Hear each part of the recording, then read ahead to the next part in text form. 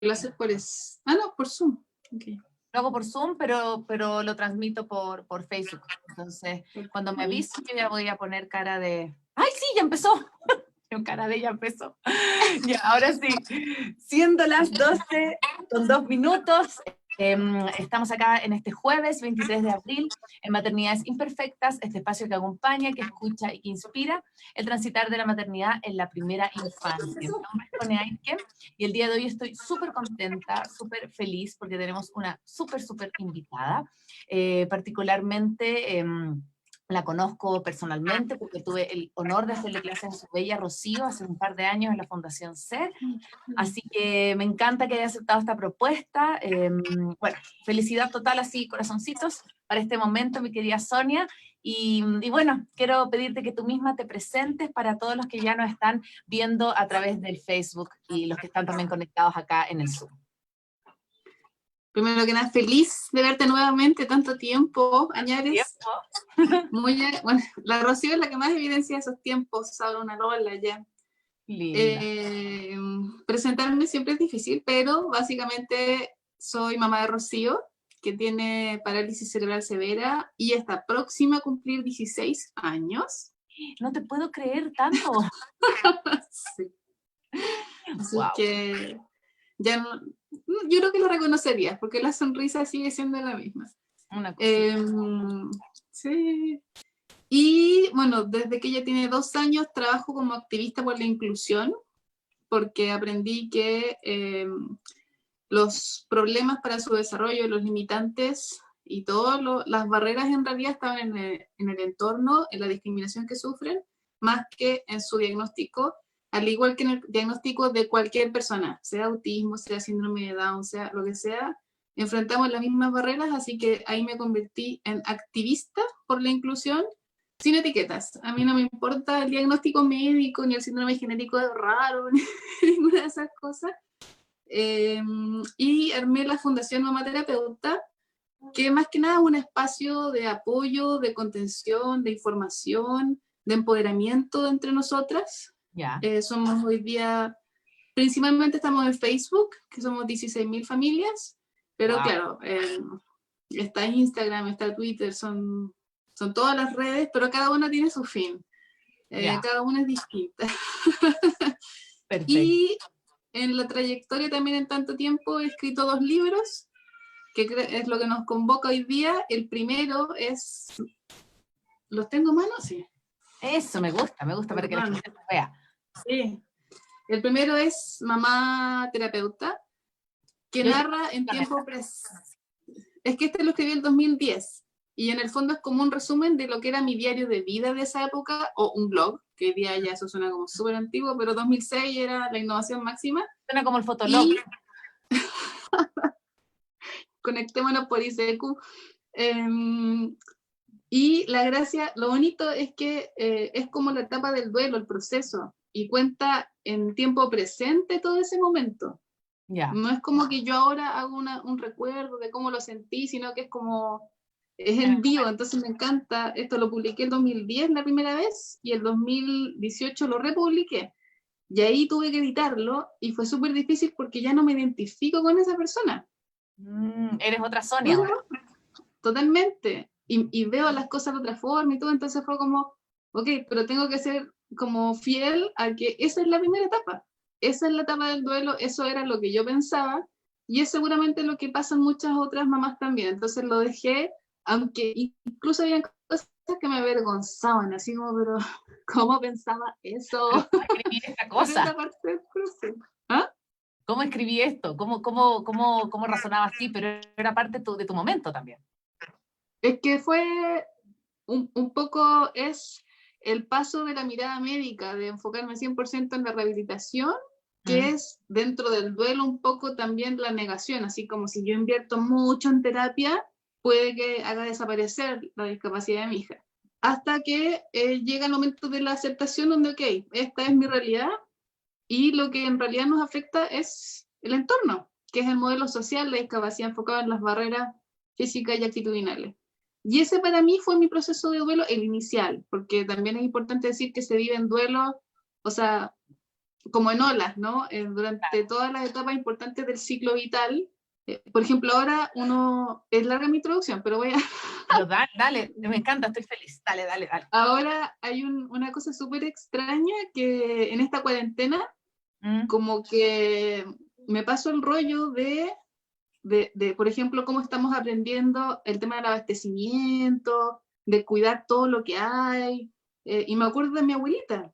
Mis dos abuelitas, una vivió la guerra, la Segunda Guerra Mundial, y otra la pobreza. Entonces, como que las dos me lograron transmitir mucha información de cómo, por ejemplo, cocinar en tiempos de crisis. Y me pasa que un duelo como súper tonto de que a la Rocío esto no le va a impactar en su vida adulta porque ella nunca va a ser dueña de casa, ¿cachai? Nunca va a estar a cargo de una cocina. Y es como, no, o sea, no que está a cargo de una cocina, sino nunca se va a cocinar, nunca va a tener que estar preocupada del presupuesto mensual, ¿cachai? Entonces como que era un duelo que yo no me imaginaba, como, no le estoy transmitiendo, o sea, se lo estoy mostrando, pero ella no lo va a vivir después, ¿cachai? Como esa herencia.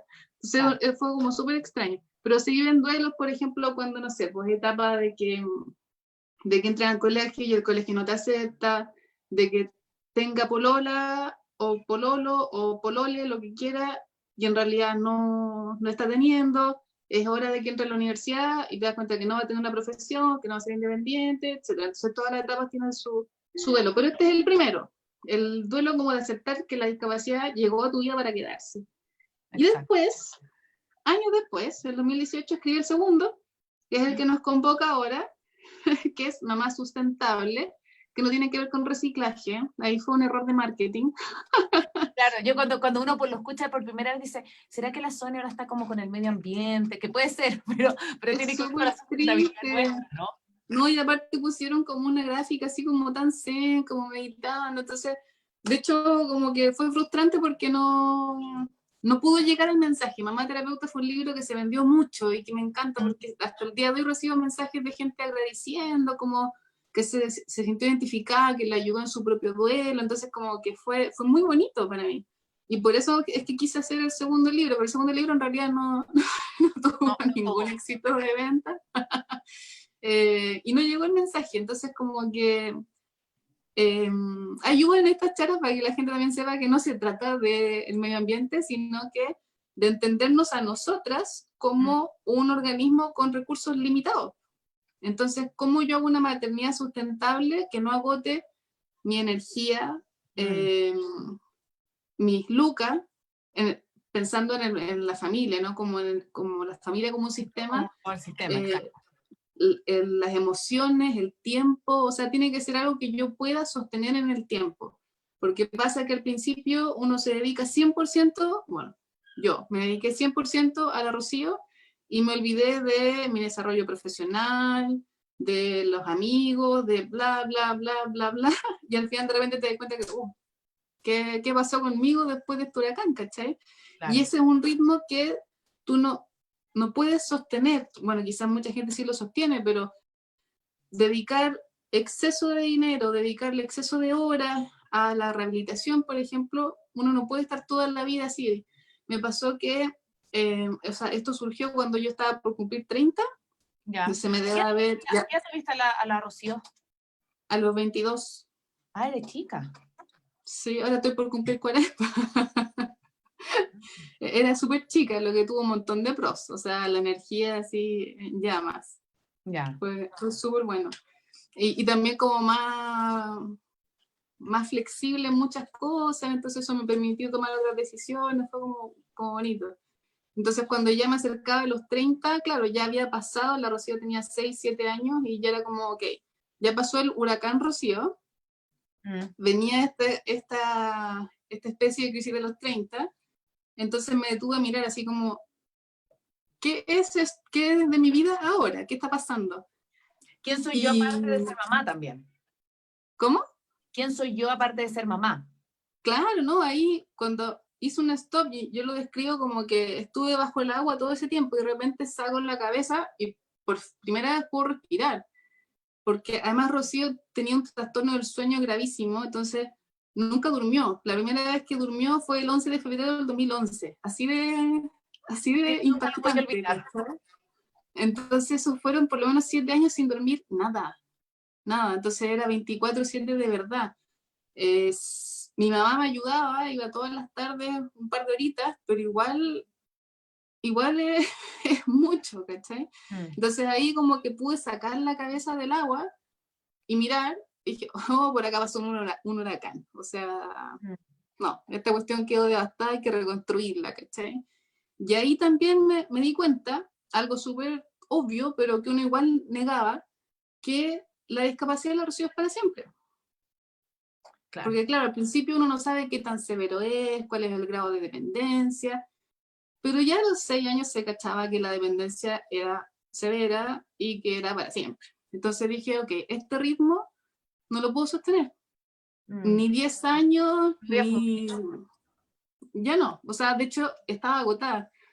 Y decía, si ahora tengo 30 y estoy así, ¿cómo va a ser cuando haga 40, 50, 60, 70, 80?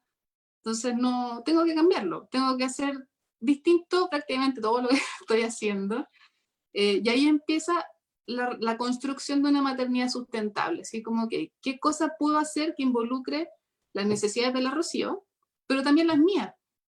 Claro, que haya como un mix, que haya porque como no dejar tenemos que de lado ni entendernos, tampoco a ella. es que si no nos entendemos como un sistema, va a estar mal. Po. Y ahí es súper difícil porque, bueno, tú ahora has tenido el privilegio de conocer otra cultura. No sé los que nos están viendo si son más de Ecuador o de Chile, pero la mamá chilena es súper culposa. Yo creo que ahí podemos estar Creo de que la acuerdo. Y quizás, latinoamericana, Sonia. Yo creo que la latinoamericana. seguramente, seguramente. Entonces pasa que el autocuidado nos parece como de mala madre. Nos sentimos culposas si nos dedicamos, no sé, un cierto presupuesto a algo que nos gusta, porque son horas de terapia que ella no va a recibir. Claro. Entonces, hay mucha culpa asociada al autocuidado. Y de hecho, cuando uno lee esa frase como del avión, de pon tu mascarilla primero antes de ayudar a los que la necesitan, como que uno entra en conflicto, así, no, si ella lo necesita más que yo, no puedo, ¿cachai? Pero me pasó que cuando me di cuenta que ella me estaba, o sea, ella estaba viendo que mi vida se veía afectada por su existencia. Entonces dije, chuta, ¿qué le estoy mostrando? Porque yo sé que soy infinitamente más feliz ahora, gracias a ella, gracias a su discapacidad, que antes, pero le estoy mostrando lo contrario, le estoy mostrando que como que me arruinó la vida. Como que estoy Entonces, agotada, estoy devastada, así como que no doy más con mi vida. y es culpa tuya, ¿cachai? Claro. Porque si no estuvieras tú, la cosa sería más fácil. Entonces, cuando me di cuenta que ese era como el mensaje que yo estaba mostrando, dije, no, se acabó. Entonces, igual es como que, como medio trampa, porque no fue finalmente por mí tampoco, fue por la preocupación de que él estaba proyectando a ella, ¿cachai? Sí. Entonces ahí dejó de parecerme culposo y fue como, ya, ok, esto nos beneficia a todos. Y el tema del sistema, también, por ejemplo, cuando ella ha estado grave, enferma, hospitalizada, para mí es imposible estar bien. O sea, si ella está mal, el resto del mundo para. Y no hay nada más importante que cuidarla. Entonces digo, si esa parte del sistema está mal y afecta a todo el sistema, es como lógico que si yo esté mal, también le afecta a ella. Entonces ahí deja de ser una cosa egoísta y empieza a ser realmente, oye, esto no es un lujo, no es un privilegio, o sea, bueno, lamentablemente es un privilegio poder hacerlo, pero hay que entenderlo como un básico, el vernos como un sistema y el autocuidado. Claro. Y el autocuidado no entendido como hacer un paréntesis de un masaje al mes o hacernos las uñas, porque eso finalmente son paréntesis en nuestra vida. Yo defino autocuidado como construir una vida de la cual no quiera salir arrancando. Ya, esa es mi definición poco académica del autocuidado. Es que lo que pasa es que yo creo que es lo que tú dices, que a mí me gusta mucho esa frase, que es como, nuestros hijos no necesitan super mamás, sino que necesitan mamás felices, ¿sí? Y de hecho tú lo dices en varias entrevistas, como de que justamente todo este camino que tú hablas, sentiste en un momento que colapsaste.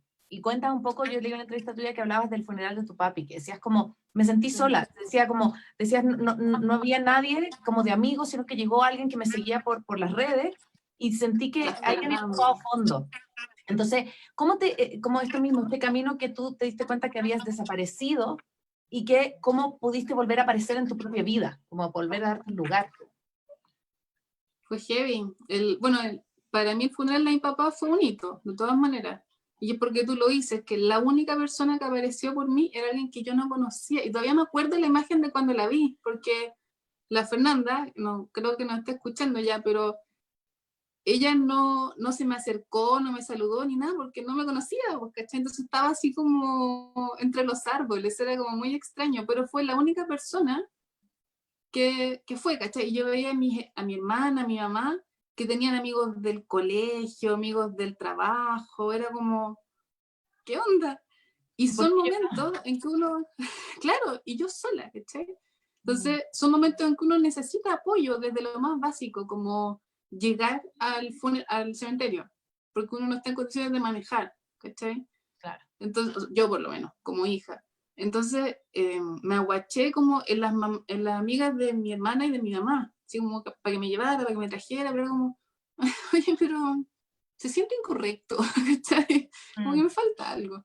Y además era justo un momento también como de mucho, entre comillas, éxito. Yo había recién publicado el libro, la editorial había hecho N prensa, salí como en todos los canales, los diarios, en todas partes, tenía muchos seguidores en Facebook, me había recién graduado con el magíster, ¿cachai? Entonces me sentía así como en llamas. En la cresta de la ola. Pero, oye, a la hora de los cubos no hay nadie, ¿cachai? Entonces ahí fue como, no, en realidad estaba caminando en la dirección equivocada. Y en el fondo no podía ser que todas las personas que yo conocía fueran tan penca, ¿cachai? Como de no ir al funeral. Entonces, como ya, si con todos pasa eso, es que el problema soy yo. No puede ser que sea que se repita en tanta gente, ¿cachai? Claro. Entonces ahí fue como ok, tengo que hacer las cosas diferentes. Y empezar en el fondo ahí también uno ve que solamente era la mamá de Rocío. No era un ser humano, no era alguien que tenía un papá, una mamá, una hermana, amigos. Claro. Por ejemplo, tampoco trabajaba, porque me dedicaba 100% a la Rocío, entonces, ¿cómo iban a aparecer amigos de la pega? Si estás encerrada en la casa. Tu círculo era ese, tu círculo era la Ro y tú, y como, claro, esta cosa de ser activista, pero finalmente estabais sola, como... El activismo era, o sea, no sé, hoy día es más horizontal, hoy día se generan vínculos más profundos, pero no es lo mismo tener seguidores que tener amigos, porque no tiene ningún sentido, ¿cachai? Bacán la Fer que se atrevió a ir, pero no nos conocíamos, ¿cachai? Después de eso empezamos a juntarnos y todo. Pero claro, ¿qué es lo que estás construyendo finalmente? Y yo era solamente la mamá de la Rocío. La gente con la que más compartía eran su kinesiólogo, su terapeuta, y listo. Y esas son personas que están haciendo su pega. Claro, no están generando un vínculo de amistad. ¿Cachai? O sea, ellos no iban a ir al funeral de mi papá. Entonces ahí, claro, es como chuta, no puedo ser siempre solamente la dama de la Rocío, no puedo estar toda la vida, ya sea por eso, porque no tengo redes, porque estaba muy cansada también, dolor de espalda, todos los días dolor de cabeza. Había empezado con unas crisis de vértigo que no me habían dado nunca antes, pero un vértigo que la primera vez fueron 5 días que no me pude mover. Movía los ojos y vomitaba. ¿Cachai? Era como, y evidentemente ese era el cuerpo diciéndote, detente, ¿cachai? Era como muy claro. Entonces tenía la salud física muy dañada y también el desarrollo personal, como la autoestima. ¿Qué pasa contigo si no ganas plata, por ejemplo? En una sociedad donde eso tiene un valor muy alto, sobre todo para la mujer, la independencia económica, que tú tienes que ser independiente, y bla, bla, bla. Entonces, tiene un peso gigante solamente quedarte en tu casa a un trabajo que no es ni remunerado ni valorado socialmente, ¿cachai? Para la autoestima. Y también para la independencia. O sea, ¿cuánta violencia intrafamiliar menos habría si, por ejemplo, el Estado le pagara el sueldo mínimo a todas las mujeres que se dedican a cuidar? Por lo menos el sueldo mínimo, ¿no? Pero Claro, que tuvieran un ingreso. yo siempre he pensado, o sea, como que tuvieran algo para lo básico, como, siempre digo, como sin tener que pedir plata para la toalla higiénica. Para o sea, todo, claro. Es heavy.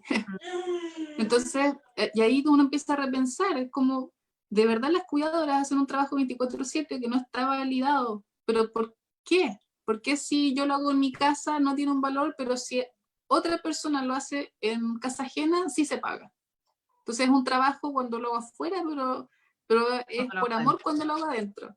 Entonces, ¿cuántas cosas cambiarían si tuviéramos el equivalente a un sueldo mínimo, por ejemplo? No como lo que hay hoy día en Chile es un beneficio que solamente para los estratos más bajos de 28.500 pesos, que son como, 4 no por sé, 7, como $50, por ahí, un poquito menos. más o menos, sí, al mes. O sea, con eso te compré la toallita higiénica y ya ni siquiera el anticonceptivo, porque están carísimos acá. Claro. Entonces, no hay libertad. Mm. En este sistema capitalista que el dinero te da esa libertad y que estamos muy acostumbrados al individualismo y no al construir en conjunto. Oye, Sonia, y por ejemplo, tú hablas de eso también, como cuando decidiste salir y como no ser una mamá, solo mamá, sino que como aparecer la Sonia, yo creo que también pasa un poco que la super mamá está súper idealizada, y también tú lo dices, como que dices que existe como en el imaginario mitológico, que es como un ser inexistente. Pero yo creo que... Como un unicornio. Un unicornio, exacto. La mamá, super mamá de Pinterest es un unicornio.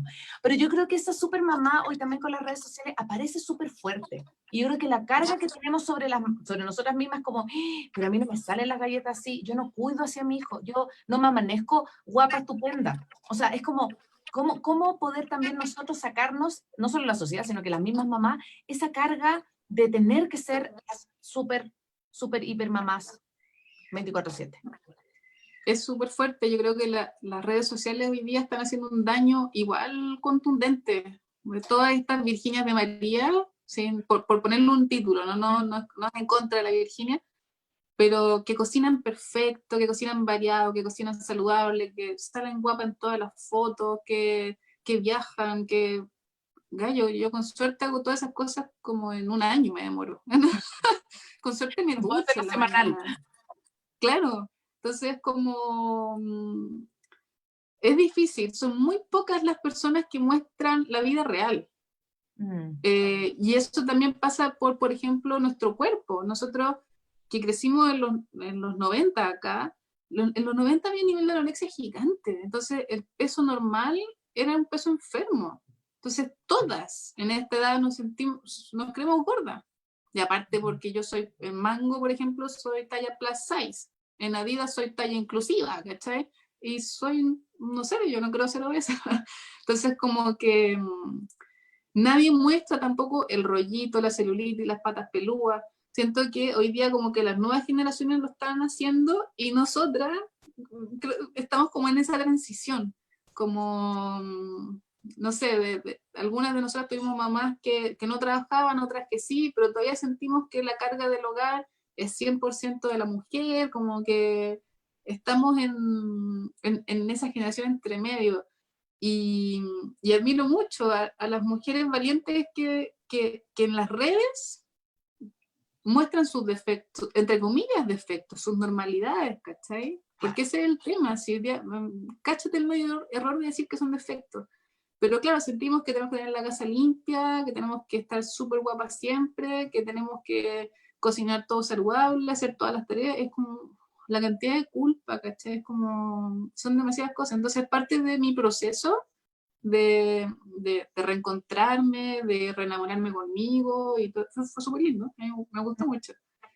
Fue tratar de identificar cuáles de esas cosas yo las hacía porque tenía que hacerlas, entre comillas, y cuáles porque me gustaban. Yeah. Por ejemplo, a mí cocinar me gusta, me divierte, me gusta cocinar. Hacer el aseo ni cagando. No. No es lo tuyo. La ropa tampoco, en realidad. Es como... y así una serie de cosas, como me interesa que mi casa esté limpia, no, yo quiero una casa cómoda. Yo tengo N problemas en la espalda, entonces tengo mucho rollo con el tema de las alturas, con a qué altura guardo las cosas, entonces como que soy más funcional y cómoda que de bonito y estético, ¿cachai? Perfecto, perfecto. Entonces, como de ese trabajo de empezar a preguntarse, bueno, ¿esto lo hago porque me dicen que tengo que hacerlo? ¿O de verdad cuando lo hago siento así como alegría? Y empezar a conectar con esas emociones, ¿cachai?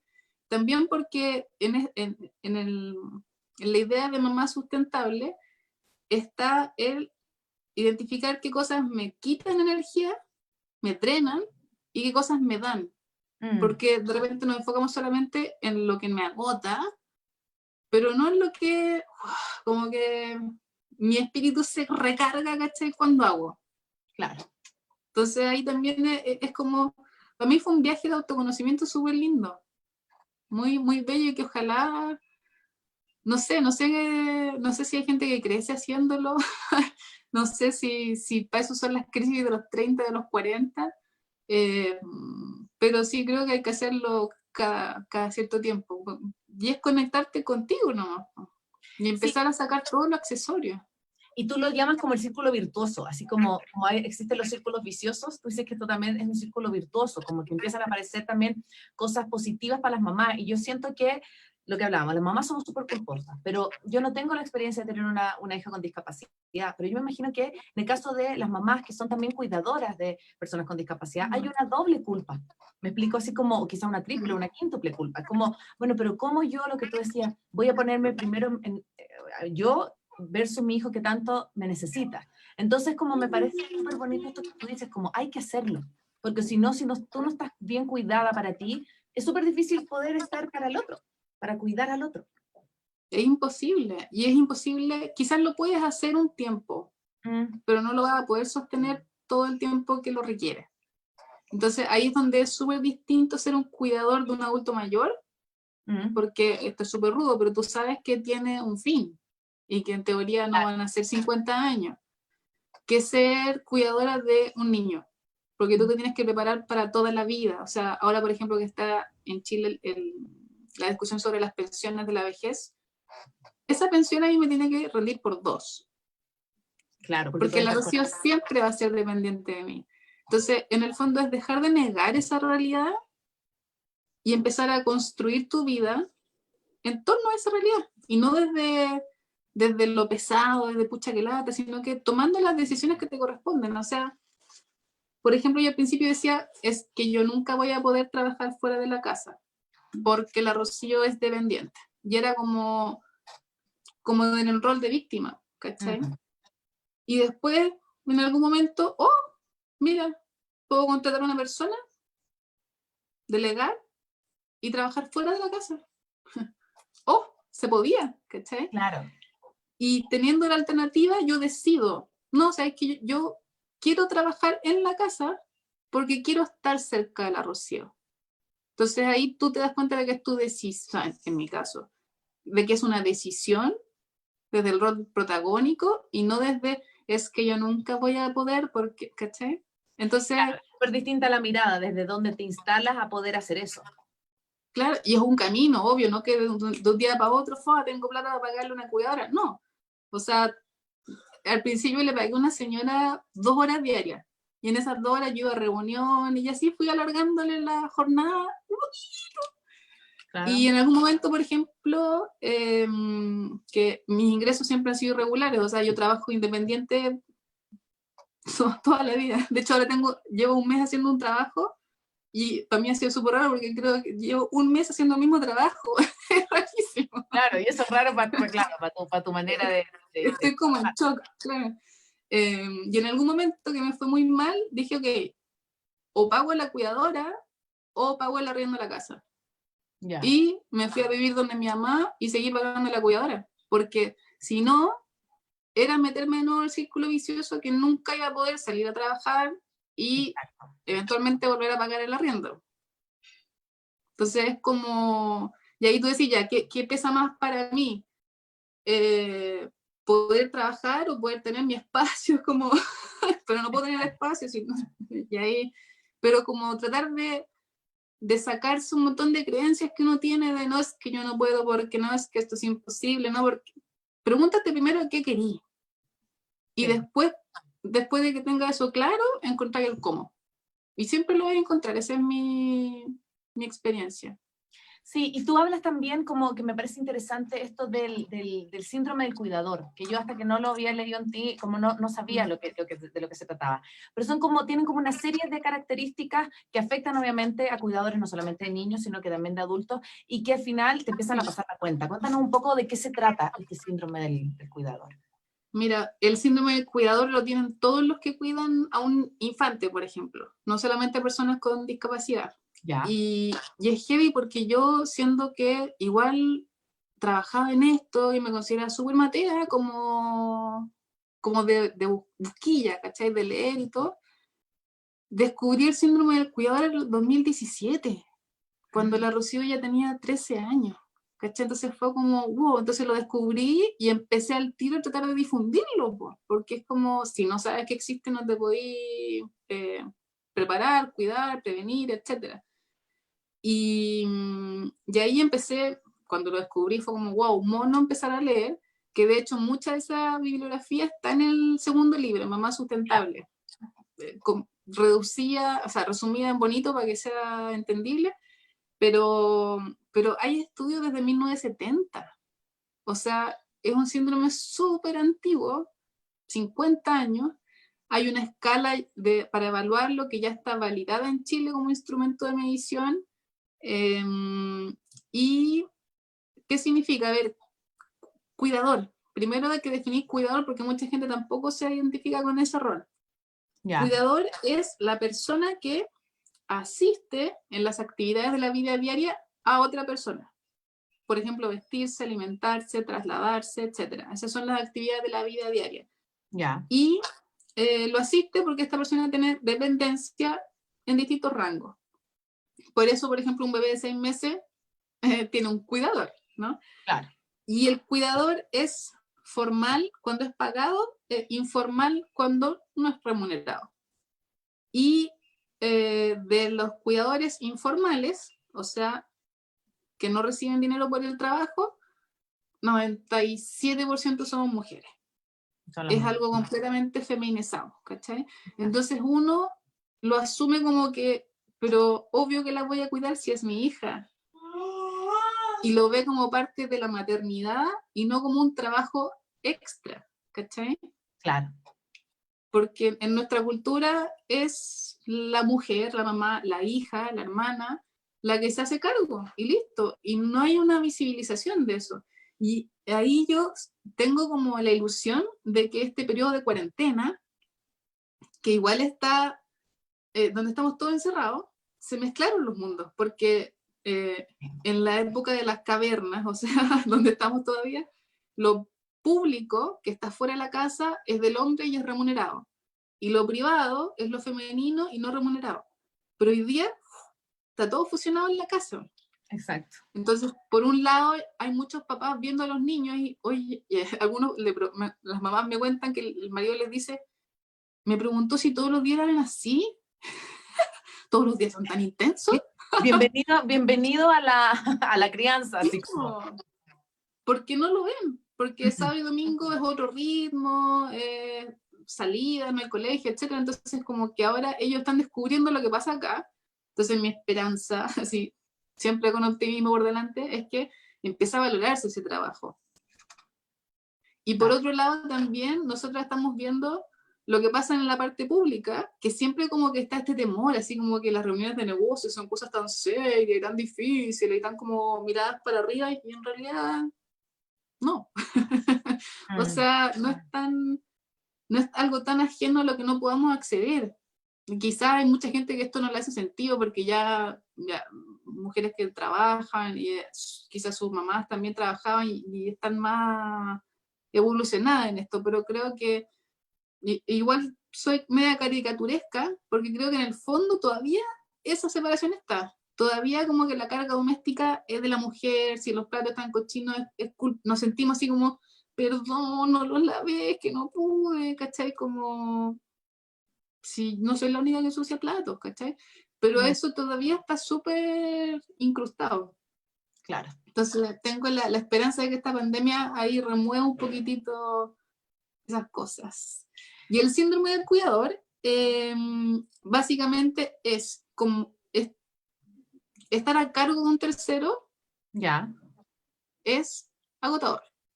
Sobre todo cuando este tercero, o sea, una, porque hay otra persona que depende de ti 100%, entonces estás constantemente como atento a un otro. Y cuando hay riesgos, condiciones de riesgo vital, como epilepsia, riesgos de microaspiraciones, etcétera, es más. Entonces, básicamente todas las cuidadoras de alguien con discapacidad tienen síndrome del cuidador, que son altos niveles de estrés, mucho cortisol, lo que genera enfermedades físicas y mentales a la larga. Y por eso es importante que lo conozcamos y lo prevengamos. Y en ese sentido, como el síndrome del cuidador, porque tú decías, lo descubrí cuando la Ro tenía 13, o sea, hace súper poquito. ¿Cómo poder acompañar, o tú lo haces también desde el mamá terapeuta, como tú hablaste, como alter ego que tienes tú, o cómo poder prevenirlo, siento yo? Porque tú dices, nadie está ajeno, obviamente, cuidador de niño con o sin discapacidad, pero más aún cuando tiene una discapacidad. ¿Cómo poder darnos cuenta, o cómo poder darnos espacios de autocuidado para transitar desde como mamá a mamá sustentable, a esta mamá como en armonía más con uno mismo? A ver, estrategias varias. Por ejemplo, escribiendo un libro para que lo puedan ver en su casa y con calma, y ahí compartí todo mi proceso, esa es la idea. Pero yo creo que lo mismo que decíamos de las redes, o sea, compartir esas reflexiones también. No solo la vida perfecta, sino que la vida real, Claro. el proceso, los aprendizajes, compartir las preguntas. Y en el fondo, cuando una mamá me escribe, es tratar de llegar y de acompañarla en el momento en que está ella. Si está en el momento inicial de duelo, yo no le voy a decir, tranquila, si tu hijo es una bendición, ya lo vas a agradecer. No, tengo que validarle ese dolor. Claro, porque entonces, me va a decir que es tamina mística, ¿cachai? No, la idea es, y no es tan difícil entender en qué momento está. Generalmente los sentimientos están súper a flor de piel y lo expresan, porque justamente yo soy un espacio donde eso es permitido, donde nos entendemos porque hablamos el mismo idioma, donde vivimos experiencias similares, entonces no hay una deseabilidad social. O sea, a mí sí me escriben diciendo que quiero tirar la huevo por la ventana, ¿cachai? O me quiero suicidar porque ya no aguanto. Porque saben que es un espacio seguro donde las entiendo, ¿cachai? Entonces, como que la idea es ahí acompañar. De repente estudié coaching justamente como para ver cómo poder ayudar más, porque de repente son mensajes muy fuertes. Por ejemplo, me quiero suicidar, es algo que, ¿cómo la ayudo? Claro. Porque la puedo cagar, la puedo embarrar, y eso es algo súper delicado. Y sí quiero poder ayudarla, ¿cachai? Entonces, ¿cómo tengo más herramientas? Entonces, con el coaching es más bien para mí el empoderamiento tiene mucho que ver con hacerte preguntas a ti misma. ¿Qué quieres? ¿Qué te gusta? ¿Qué necesitas? ¿Qué podrías tercerizar? ¿Qué necesitas que otros hagan por ti? No hay una receta, sino que es indaga en ti misma. Exacto. Sí. Y por acá nos preguntan ¿qué sentías tú como para darte cuenta que tenías el síndrome del cuidador? Un poco ya lo has dicho, como está como excesiva, a lo mejor cansancio, ¿qué otras cosas te diste cuenta para poder como ya decir, yo encajo acá? O sea, y yo y muchas mamás más, por supuesto. A mí lo que gatilla el diagnóstico fue una infección en la cara. Ya. Que todavía no. Y que la empecé a tener en el año 2007, cuando Rocío era súper chiquitita, pero ningún dermatólogo cachaba por qué la tenía, y un dermatólogo que salió en una revista que decía, este gallo es seco, te ven pasar por la puerta y te diagnostica, y dije, ya, voy a probar. Y efectivamente el gallo, crucé la puerta y me dijo, tu problema es que tienes el cortisol elevado porque no sabes decir que no. Eso Y del yo me drama. quedé así, sí, Wow. heavy, no, de verdad, súper heavy. Pero el problema es que no indagó en mi historia. Entonces, él me dijo, tienes que aprender a decir que no. Y yo como que, ya sí, yo sé que no sé decir que no. Pero el problema, y ahí empecé, llegué a la casa como a averiguar qué es el cortisol y qué significa tenerlo elevado, ¿cachai? Y ahí hice el link con el síndrome del cuidador. Porque en el fondo, claro, mi infección en la cara es porque el exceso de cortisol hace que los poros estén abiertos siempre y por eso se sobreinfectan. ¿Cachai? Ah, perfecto. Esa fue como la vuelta muy larga. Entonces, mi problema no era solamente que no sé decir que no, sino que tengo una sobrecarga por cuidar. Pero para todos los que quieran saber cómo identificar si tienen síndrome del cuidador, está el test, que hay un test largo y un test corto, que está en el libro. Por ejemplo, creo que acá puse el completo, pero se siente agobiado por intentar compatibilizar el cuidado de su familiar con otras responsabilidades como el trabajo y la familia. Piensa que no tiene suficiente tiempo para usted mismo. Son como preguntas que a nosotros nos parecen súper obvias. Es como, o sea, ¿cómo va a ser distinto? ¿Cachai? Pero en teoría sí puede ser distinto. Y está en internet, también la pueden buscar, o yo te la puedo mandar para que la publiques en tu Facebook, porque hay una versión abreviada, que creo que son 7 preguntas, y ahí uno puede identificar si tiene o no el síndrome del cuidador. Sí, yo quería también preguntarte cómo transitar al tema esto de esta tribu, como del nunca más sola, de esta tribu de cuidadoras, ¿sí? que tú has acompañado, que estás liderando. ¿Cuál es la importancia que tú ves que existe en esta tribu, en el acompañarse? Porque ese lema a mí me encanta, el nunca más sola me parece que es súper como potente, súper como clave. ¿Cuál es la importancia que tú le das a la tribu en este proceso? Vital. Yo creo que hoy día ya el nunca más sola y la tribu ya es bastante transversal. Creo que el feminismo en general ya, o sea, el lema hoy día es nos encontramos, no nos soltemos nunca más. Claro. ¿Qué me pasó a mí? Cuando Rocío nace, yo me siento muy sola, siento que como que a nadie más en el mundo le pasaba esto, porque yo no conocía ninguna otra mujer que tuviera un hijo con discapacidad, nadie. Claro. Entonces uno se siente como que la castigaron, y aparte tenéis que aprender todo, desde cero, ¿cachai? Sin apoyo, sin información, una cosa espantosa. Ahora, eso era también en la época pre-Facebook, pre-Instagram, pre-redes sociales.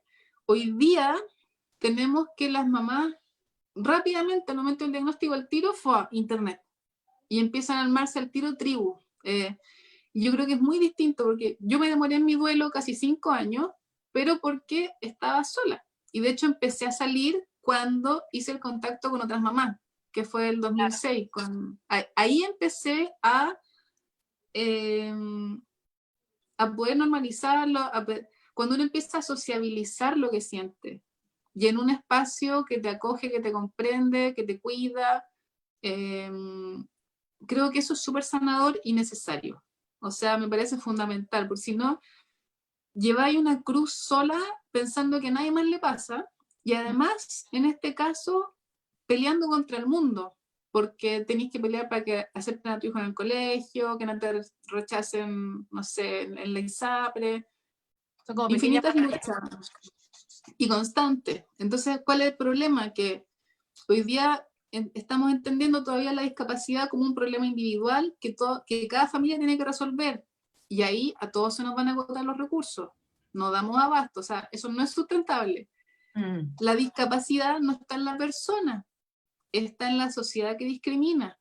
Por lo tanto, requiere soluciones colectivas que tenemos que pelear entre todos. ¿Cachai? Y eso creo que es tan empoderante, tan bello. Eso en vez de drenar tu energía, te da energía. ¿Cachai? Cuando somos 1 millón de mamás, yo hoy día siento que si la Rocío tiene un problema, levanto la mano y ya vemos 200 mamás ahí peleando, ¿cachai? Entonces como que la sensación de que, no sé cuál es el español, pero como que no estáis sola, es muy distinto, es como, de verdad, son opuestos de tener toda la carga del mundo a tener el poder, ¿cachai? No sé, es como, creo que es súper empoderante pertenecer a una tribu, y ahí lo único que puedo recomendar es que ojalá no sea como por diagnóstico, porque hoy día lo que vemos mucho es como papás por el síndrome de Down, papás por el autismo, y eso sigue siendo un modelo médico que pone la discapacidad en la persona, en vez de la discapacidad en el entorno que discrimina, porque ahí no hay ninguna diferencia entre si tiene un problema en el cromosoma no sé cuantito o si es que tiene sordera. Claro. Es la sociedad que discrimina y lo que tenemos que hacer es exigir el cumplimiento de sus derechos. Y eso nos une al 15% de la población mundial. Entonces, pucha, que somos hartos, ¿cachai? Sí. Sí, y yo siento que el tema de lo que tú dices como esto de visibilizar, me gusta mucho esto también de como hacer tribu independiente, claro, de la discapacidad que tenga tu hijo, porque yo siento que es lo que tú dices, no se sufre la discapacidad, se sufre la discriminación que ocurre al alrededor, es como estas pequeñas luchas que tú tienes que hacer, estas pequeñas como, que al final son enormes, y quiero relacionarlo con una pregunta que nos están haciendo acá a través del chat, que dice, ¿cómo sobrelleva el futuro de tu hija al pensar qué será de ella cuando tú no estés? Porque eso yo creo que genera un montón de ansiedad. Es como lo que tú dices, depende de mí la ropa. Y yo sé que mi pensión me tiene que alcanzar para dos porque yo somos las dos, para todos, de acá para siempre. ¿Cómo sobrellevas eso, como el tema de esta ansiedad, de saber que son dependientes? Yo creo que lo primero es hacerse cargo de ese miedo, Ya. porque muchas veces uno lo niega. Y es como que no, si yo me voy a morir después y te haces la loca, ¿cachai? Entonces creo que es súper, te quita mucha ansiedad hacerte cargo de ese tema. Entonces ahí empezar, ya, ok, está este problema. Por eso yo siempre digo que es como indagar. Ya, esto me genera mucha angustia, perfecto. ¿Qué medidas podemos tomar? Ya, escribir un testamento que define quién se hace cargo, perfecto, hazlo. La medida que sea, si las soluciones siempre son individuales, o sea, siempre son del sistema familiar, no, nadie las puede imponer de afuera. Pero además está la segunda patita, porque para mí uno es tu problema individual, claro, y soñar con que vaya a vivir 120 años, perfecto, créelo. Pero el cambio de mirada de que la discapacidad es un problema colectivo y que requiere soluciones sociales. Entonces, ¿cuál es mi trabajo a largo plazo? Que existan viviendas no tuteladas, sino que compartidas, espacios comunes, donde yo viejita pueda irme a vivir con la RO.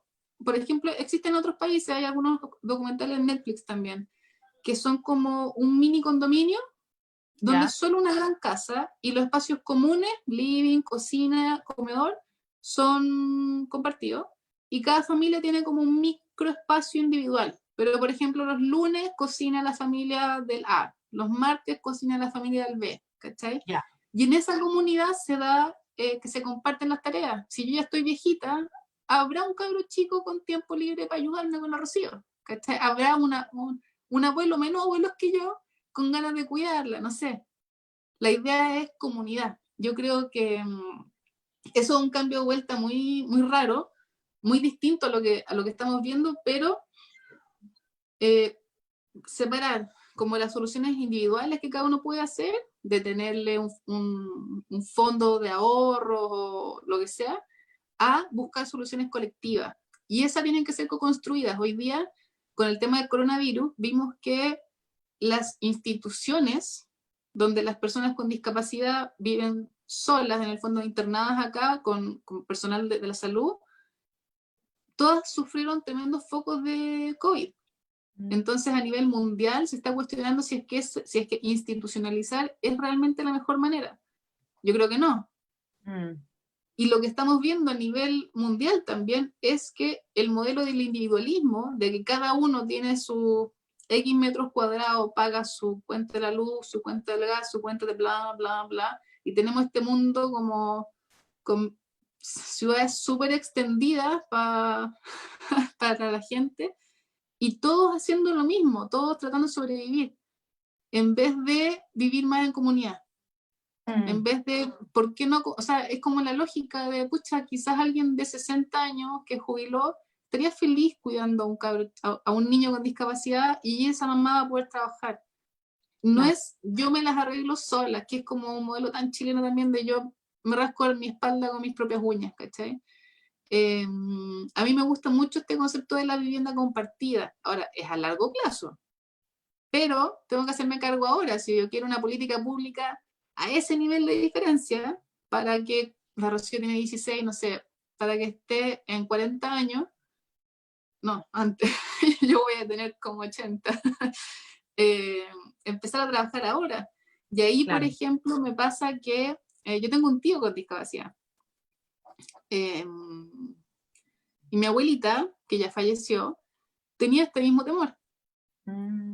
¿Qué va a pasar con mi hijo cuando yo me muera? Y lo que hizo ella en los años 70 fue irse a Estados Unidos, que es un país que sí tiene seguridad social, esta palabra que se habla tanto, pero que todavía no existe acá, y que efectivamente le dio a mi tío todo lo que necesitaba. Él todavía está vivo y está internado en una institución donde ha tenido todo gratis, las operaciones que ha necesitado. Y incluso antes de que muriera mi abuela, los dos estaban internados juntos. Ya. O sea, efectivamente mi abuela logró lo que necesitaba. Y yo le digo, 60 años después, su nieta está viviendo el mismo problema. En 60 años este país no ha cambiado en nada. Entonces, ¿qué? ¿En 60 años más tampoco? ¿Cuántas generaciones más van a tener que esperar? ¿Yo voy a tener que emigrar también de este país? No sabía ni cómo hacerlo. Mi abuela creo que fue súper valiente. Yo no sé si vos dirías, pero la idea es que no, po. La idea es que no busco una solución para mí, sino una solución colectiva. Entonces eso es una política pública de los cuidados. Y ahí lo bonito es que no estoy sola peleando, somos cientos de miles de cuidadoras, por lo menos 1 millón en Chile, y muchas hoy día ya están súper empoderadas. Esto de habernos encontrado, de saber que no estamos solas, realmente creo que fue un antes y un después. Hoy día las cuidadoras son otra cosa. Entre eso y el feminismo, las redes sociales que nos permiten también comunicarnos pese a no poder salir de repente. Hay muchas mamás que dicen, yo estoy prisionera en estas 4 paredes, o sea, no puedo salir. Pero sí podéis hacer mucho por las redes sociales. Entonces, hoy día las cuidadoras somos otra cosa. Y estoy segura de que 20 años de más vamos a poder hacer esto. Pero uno tiene que tener la mirada como de partida optimista. Y segundo, de que hay que buscar sus soluciones colectivas, porque no puede ser que cada familia, o sea, 15% de la población mundial y cada familia resolviendo su problema sola, el problema con el colegio, el problema con la accesibilidad física, el problema con el intérprete de lengua de señas, el problema con el futuro laboral, o sea, es que es una tonelada. Entonces, la idea es que, no sé, lo que yo veo hoy día es que muchas mamás empoderadas están dando la pelea y en distintos temas, una por el derecho al ocio, otra por el derecho a la salud, otra por el derecho a la pensión universal para las personas con discapacidad. Entonces, genial. Cada una y todas nos vamos apoyando. Hoy día hay mucha más colaboración. Entonces, ahí en el chat, así como de cada una con su tema, pero nos vamos coordinando y vamos empujando de a poco, pero con más fuerza que antes, pues antes no estábamos empujando. Sí, sí, y yo siento que en eso a mí me encanta el trabajo que tú haces, Sonia, porque yo creo que, me imagino que mucha gente se te acerca a como a pedirte o a decirte, oye, me pasó esto en el colegio, ¿me puedes ayudar a visibilizarlo? Me pasó esto acá, y como tú le das voz también porque tienes un montón de seguidores y has labrado ese camino. Y yo siento que el como poner esto en la agenda pública es demasiado necesario. Me explico como este 15% que tú dices a veces está tan olvidado. A veces pareciera como que ya, no existe, porque las cuidadoras se hacen cargo de ello y como a mí me pasa una cosa muy loca acá. Bueno, ahora estamos todos cerrados, pero por ejemplo, yo siento que el tema de la discapacidad igual allá en Chile está mucho más como labrado que acá. Entonces acá, por ejemplo, tú sales a la calle a veces y no ves tanto como en Chile. Entonces creo que es lo que pasaba en Chile hace, te digo, 20 años, que las familias como que, no estoy generalizando, pero es lo que yo puedo observar, como, o en el tema de que se hable también de discapacitado, de los términos que se utilizan. Hay un montón de cosas que ir trabajando como en la inclusión en la sociedad. Entonces, tú, como para irse finalizando, ¿qué podrías como decirle a las mamás que no están viendo, a las familias, como cómo poder educar a nuestros hijos en la inclusión? Si, por ejemplo, a lo mejor mi hijo, mi hija no va a un colegio con inclusión, ¿cómo yo lo puedo hacer desde la casa? ¿Cómo yo puedo que eso sea parte como del ADN y que no lo vean como algo extraño, como algo raro? Para mí, una de las cosas que he aprendido es que la discapacidad no inventa problemas nuevos, así como el coronavirus, que no inventó problemas nuevos, sino que simplemente puso la lupa en los problemas que ya teníamos como sociedad. Yo creo que la discapacidad pone la lupa en muchas cosas, en todo, y una de ellas es esta creencia que, en la que nos hemos criado de la homogeneización del ser humano. De que existe una norma, una forma de ser. Entonces yo creo que más que enseñarle a los niños qué es la discapacidad, porque ahí es lo mismo, tendríamos que ir enseñándole qué es la discapacidad, qué es los pueblos originarios, qué es el LGBT. No, es explicar que todos somos seres humanos, todos somos personas y todos somos diferentes. Entonces creo que es educarlo en el respeto a sí mismo y a su diversidad y el de los otros, más que la discapacidad en sí. Creo que ese afán de normalizar nos ha hecho daño a todos, porque hay una forma en que yo debería ser por la edad que tengo, por el género que tengo, por la profesión que tengo, y no soy, po. Casi nadie es ese normal.